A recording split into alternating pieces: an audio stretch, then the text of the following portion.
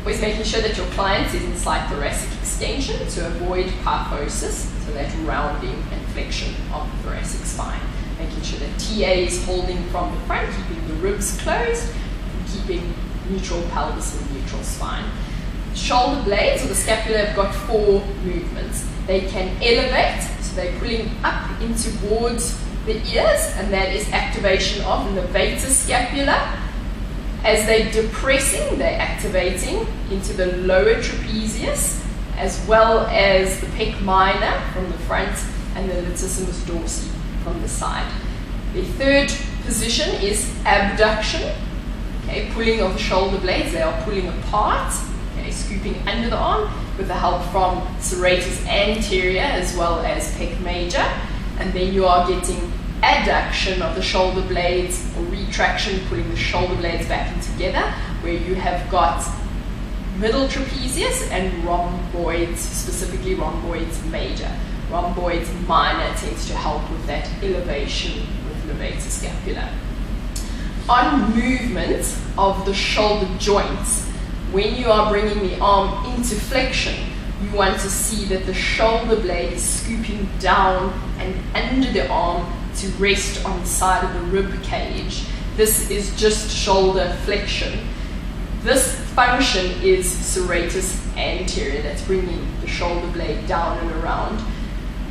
Full flexion is full serratus, and again, you do not want to see that there is a change in the shoulder blade. The shoulder blade must remain flat against the back of the rib cage.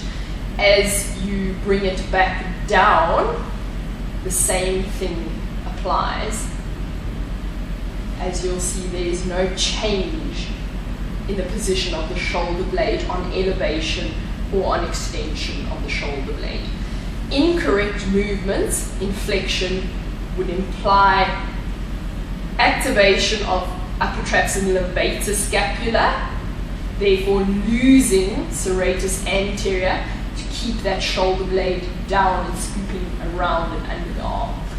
As you drop the shoulder blade and activate serratus, you will let go of levator scap and upper trapezius during the movement for you. And that is good shoulder stability. As the arm comes back down, again, you don't want to see pec minor begin to over-dominate from the front, causing a poking in the inferior border of the scapula. At the same time, you don't want to see that the shoulder blade wings, so that vertebral border as well as the inferior border is going to jut out.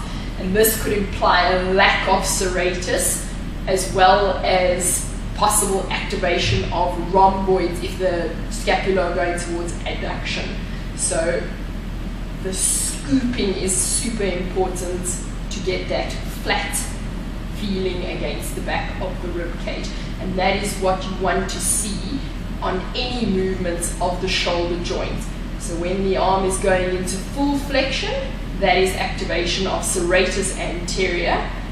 As you bringing the arm back down, you still have serratus anterior, but then as you're going towards extension, you will activate lats, and you will activate triceps, but again, you don't want to see a change in the position of the shoulder blade. This should happen bilaterally as well as unilaterally. So if we're taking you into abduction of the shoulder joints, you'll see that both scapula remain flat and scoop down to the side of the rib cage. On adduction, as the arms are coming back, again, you will not see that poking or winging of the shoulder blade. There is no over-dominating activation from levator scap and upper traps when she brings her arms back down.